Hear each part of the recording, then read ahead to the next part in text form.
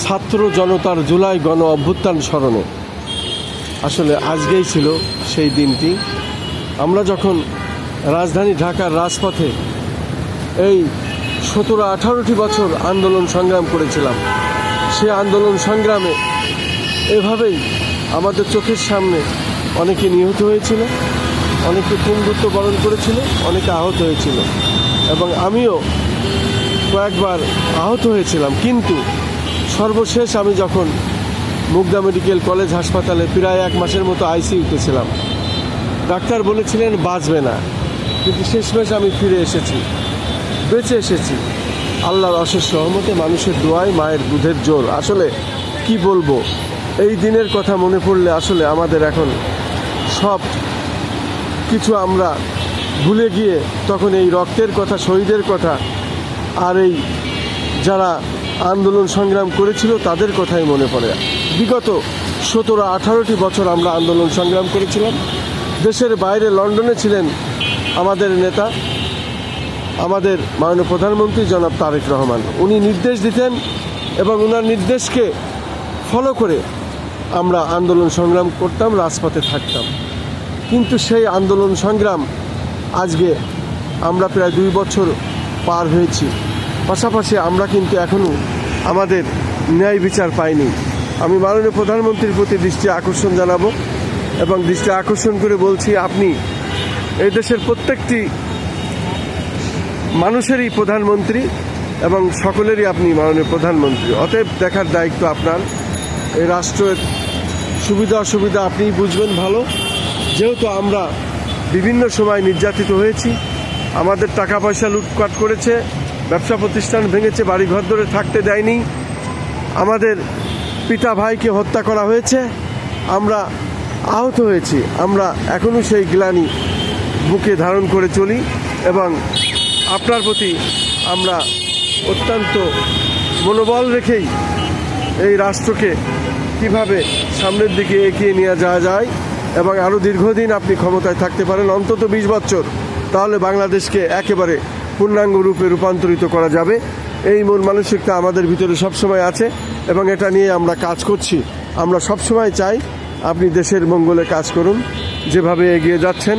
বিশেষ করে মাননীয় প্রধানমন্ত্রী, আপনি আপনার বাবা মার আদর্শ ধারণ করেই চলছেন, এটাই দেশের জনগণ তাতে খুশি, আনন্দিত এবং এই পথেই যদি আপনি চলেন তাহলে আমরা অবশ্যই আগামীতে বাংলাদেশ এগিয়ে নিয়ে যেতে পারবো। আমি আপনার প্রতি আহ্বান জানাচ্ছি, আপনি দেশকে যেভাবে এগিয়ে নিয়ে যাচ্ছেন এইভাবে এগিয়ে নিয়ে যান। আমরা সন্ত্রাসমুক্ত বাংলাদেশ চাই, আমরা দুর্নীতিমুক্ত বাংলাদেশ চাই, আমরা চাই শোষণমুক্ত বাংলাদেশ, আমরা চাই ন্যায় বিচার।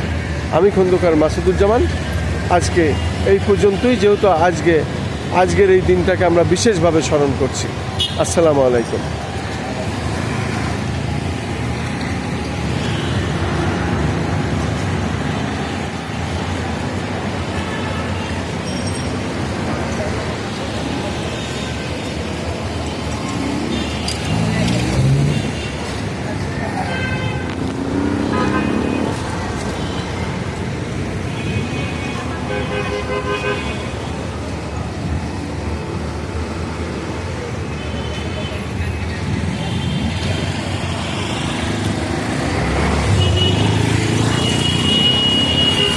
এই ছিল আজকের দিন এবং আজকের এই দিনটাই আমি বিশেষভাবে স্মরণ রাখার জন্য আজকের এই ভিডিওটি করলাম এবং এই জুলাই আন্দোলনে যারা শহীদ হয়েছিল সকল শহীদদের প্রতি আমি আজকের এই ভিডিওটি উৎসর্গ করলাম।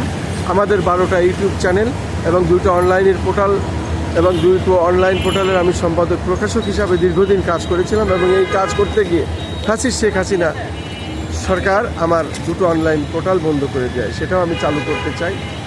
এবং বিভিন্ন সময় নির্যাতন হয়েছে, 2বার সাদা পোশাকে আমাকে চোখ বেঁধে ধরে নিয়ে যায় গাড়িতে উঠিয়ে, বিভিন্ন কথাবার্তা জিজ্ঞাসা করে আমাকে ছেড়ে দেয়। ভাগ্যিস যে আমি আয়নাঘরে যাইনি, আয়নাঘরে নিলেই আমি হয়তো ফিরে আসতাম না। শুধুমাত্র পিতা ভাই হত্যার বিচারের দাবিতে হয়তো বা বেঁচে এসেছে। আমার ভাই একজন বিশিষ্ট রাজনীতিবিদ ছিলেন, জাগদল থেকে বিএনপির রাজনীতি করতেন খন্দকার রবিউজ্জামান শিপার, তাকেও নির্মম নৃশংসভাবে দুষ্কৃতিকারীরা হত্যা করে। এবং সেই সাথে আমার ভাই, উনি বিশিষ্ট ঠিকাদার ছিলেন এবং এই ঠিকাদারি ব্যবসা করতে উনি ফেনীতে যান। ফেনীতে জয়নাল হাজারী কাজ শেষে তার বাহিনী তার অস্ত্র দিয়ে সমস্ত টাকা পয়সা লুটে নেন। সেই বিচার আমরা আজও পাইনি। মাননীয় প্রধানমন্ত্রী, আপনার কাছে আমি বিচার দাবি করছি। আমাদের সব ডকুমেন্টস আছে, আমরা ন্যায় বিচার চাই। কারণ মাফিয়া ডন ছিল তখন জয়নাল হাজারী, তার সম্পত্তি আছে, প্রয়োগ করে আমাদের ফেরত দিন। আমার আব্বা বীর মুক্তিযোদ্ধা, আমার মা বীর মুক্তিযোদ্ধা, আমার বড় দুটি ভাই বীর মুক্তিযোদ্ধা, আমিও মুক্তিযোদ্ধার সহযোগী। যেহেতু আমার ওই সময় বয়স ছিল প্রায় 9.5-10 বছর, আমার দিয়ে চিঠিপত্র পাঠাতেন আমার আব্বা।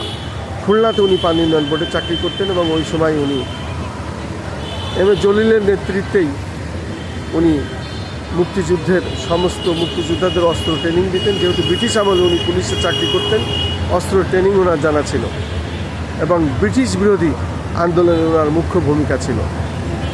আমার আব্বা মরহুম রুকনউদ্দিন জামান, উনি দীর্ঘদিন পুলিশের চাকরি করেছিলেন ব্রিটিশ আমলে এবং ব্রিটিশ বিরোধী আন্দোলনে মুখ্য ভূমিকা রেখেছিলেন। পুলিশের চাকরি ছেড়ে দিয়েছিলেন।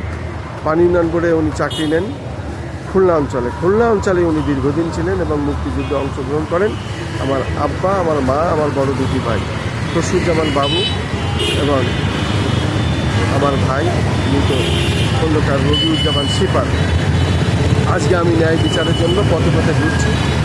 দীর্ঘ এই 18টি বছর আন্দোলন সংগ্রাম করেছি। আজকে আমাদের আন্দোলনের ফসল আপনি মাননীয় প্রধানমন্ত্রী, আপনার কাছে দাবি, আমরা দেখা করতে চাই, আমরা ন্যায় বিচার চাই। আসসালামু আলাইকুম। আজকে আমি এই পর্যন্ত শেষ করছি।